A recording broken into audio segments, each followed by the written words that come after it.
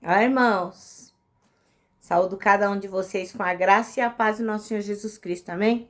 Meu nome é Miriam Anita, eu estou aqui para juntinhos lermos um texto da irmã Carla Juliana de Mello. Ela é educadora cristã, graduanda em teologia e ela é de Manaus, Amazonas. Escreveu um texto chamado Fruto do Arrependimento. Esse texto foi escrito para o Manancial, que é um devocional diário produzido pela União Feminina Missionária Batista do Brasil, que oferece para a gente meditações baseadas na Bíblia, que é a palavra de Deus. Uma meditação para cada dia do ano. E quando a gente lê o Manancial, ou junto ou separado, a gente vai sendo inspirado, exortado e edificado. Isso vai promover o nosso crescimento cristão e, lógico, vai engajar a gente com a missão de Deus. Como os irmãos estão cansados de saber, né? Eu não escrevi o texto, eu não ajudei a irmã Carla Juliana a escrever. Então, o que eu vou fazer? Vou ler com os irmãos e contar aquilo que eu entendi, tá bom? Isso esclarecido, vamos orar, pedir ao Senhor que nos abençoe de forma que nós possamos compreender a verdade eterna que Ele quer nos ensinar. Senhor Jesus, muito obrigada por estarmos aqui, muito obrigada pela liberdade que nós temos de orar, de manusear a Bíblia. Obrigada, Senhor, pela liberdade religiosa. Que nós possamos aprender de Ti e possamos colocar em prática tudo que o Senhor nos ensina. Em Teu nome, Jesus, que oramos. Amém. Bom, irmãos, então o nosso texto bíblico está em Lucas 3. Nós vamos ler os versículos do 1 até o 18, tá bom? E é quando João Batista estava lá pregando, falando, né, sobre a palavra. No 15º ano do reinado de Tibério César, época em que Pôncio Pilatos foi governador da Judéia, Herodes, tetrarca da Galiléia, seu irmão Filipe, tetrarca de Itureia e Traconites, e Lisânias, tetrarca de Abilene, e Anás e Caifás exerciam o ofício de sumos sacerdotes. Foi nesse mesmo ano que João, filho de Zacarias, recebeu uma palavra convocatória do Senhor no deserto. Então, ele percorreu toda a região próxima ao Jordão, proclamando um batismo de arrependimento para perdão dos pecados. Assim como está escrito no livro das palavras do profeta Isaías: Vós, o que clama no deserto, preparai o caminho do Senhor, tornai reta as suas veredas. Pois que todo o vale será aterrado e todas as montanhas e colinas niveladas. As estradas tortuosas se transformarão em retas e os caminhos acidentados serão aplanados. E todos os seres viventes contemplarão a salvação que Deus oferece. João repreendia as multidões que vinham para ser batizados por ele. Raça de víboras, quem vos persuadir a fugir da ira vindoura? Produzi então frutos que demonstrem arrependimento, e não comeceis a cogitar em vossos corações: Abraão é nosso pai, pois eu vos asseguro que destas pedras Deus pode fazer surgir filhos a Abraão.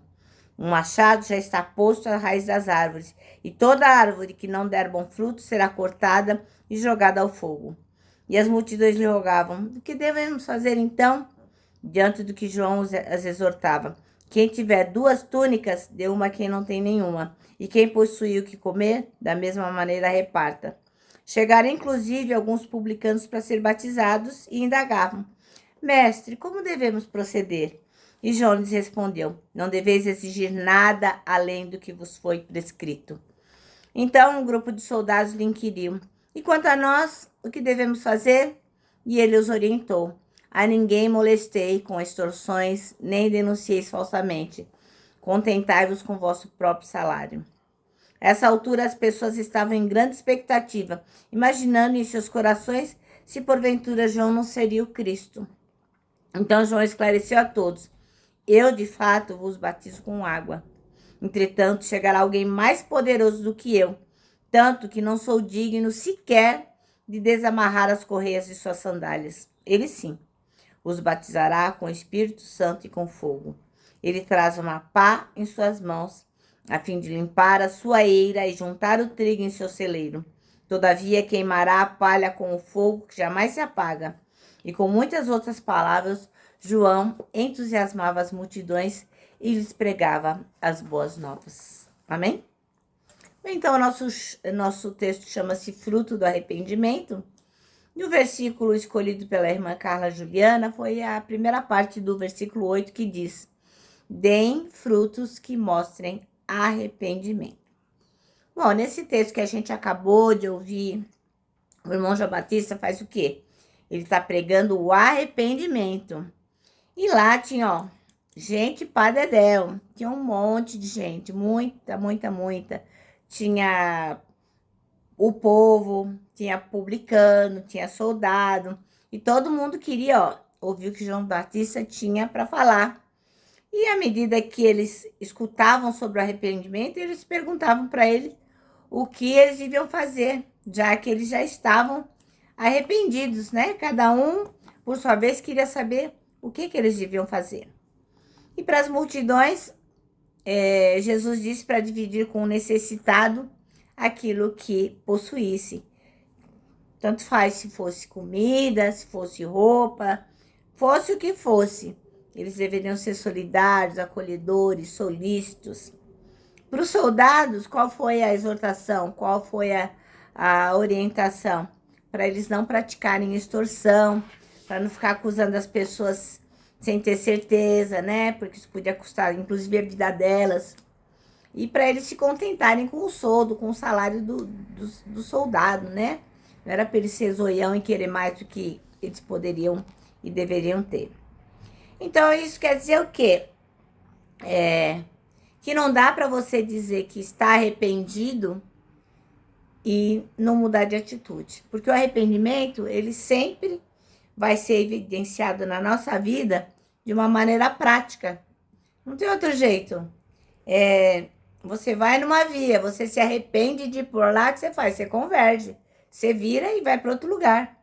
Então, o arrependimento, ele exige de você uma atitude.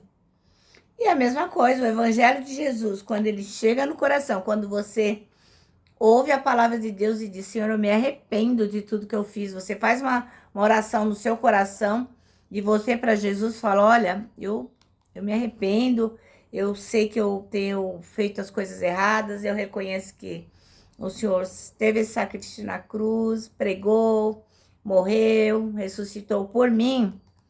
Esse arrependimento vai gerar o quê? Frutos. Frutos que todas as pessoas vão ver. Que todas as pessoas vão ver que você mudou. Não é você falar assim: ah, não, agora eu sou cristão, agora eu vou na igreja, agora isso e aquilo. Não. É automático. Quando você se arrepende, as pessoas veem em você que você mudou de atitude. Você não consegue ser mais o mesmo, né? Então, a maneira como você vai lidar com o seu trabalho, com os estudos, com os seus relacionamentos, vai demonstrar o quê? A mudança que o Espírito Santo gerou no seu interior. Por isso que o apóstolo Paulo, o irmão Paulo, lá nas cartas dele, o que ele faz? Ele instrui todo mundo que a gente deve continuar exercendo o nosso papel diante dessa nova realidade transformadora de Cristo. Agora nós não somos mais os mesmos. Quando a gente aceita Jesus, que a gente quer andar nas suas pegadas, assim, a gente vai demonstrar para o mundo que somos realmente novas criaturas. Porque o fruto do arrependimento faz com que a gente possa mostrar para as pessoas que Jesus Cristo realmente transforma as nossas vidas, tá bom? Bom, o nosso manancial termina assim, ó. Sua vida reflete o arrependimento que o Evangelho opera no coração? Essa é uma pergunta que você, meu irmão, que você, minha irmã, só você pode responder. Mas é importante você refletir sobre ela, tá bom? Agora eu vou terminar deixando meu abraço diário de urso, ó. Lembrando que para nós que cremos que o fruto do arrependimento realmente são ações que nos indicam que somos filhos de Deus, para nós o abraço da super, da mega certo. Quero também que os irmãos se lembrem do nosso versículo, né? O versículo do ano, que está em 1 Tessalonicenses 5:9, que diz: porque Deus não nos destinou para a ira, mas para recebermos a salvação por meio de nosso Senhor Jesus Cristo. Agora sim, agora eu me despeço com a frase do ano, que é: não temas, Deus já está lá.